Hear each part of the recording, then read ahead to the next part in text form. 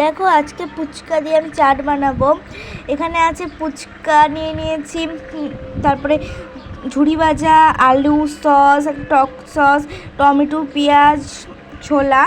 ফুচকাগুলো ভেঙে নিচ্ছি, তারপর দিয়ে দিলাম আলুগুলো সিদ্ধ করে পিস পিস করে কাটা হয়েছে।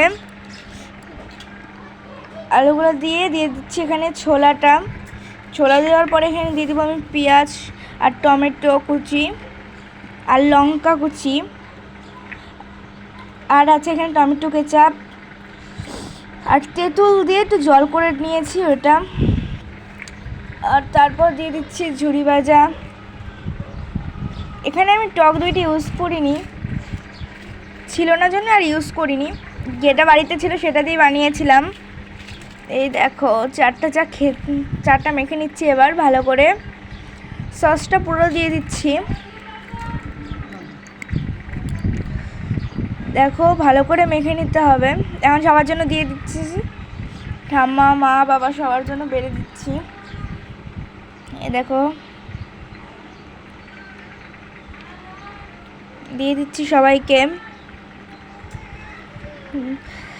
এবার দিয়ে দিচ্ছি উপর দিয়ে ঝুড়ি ভাজাটা ছিটিয়ে দিচ্ছি সবার উপর দিয়ে। হয়ে গেছে আমার চাট রেডি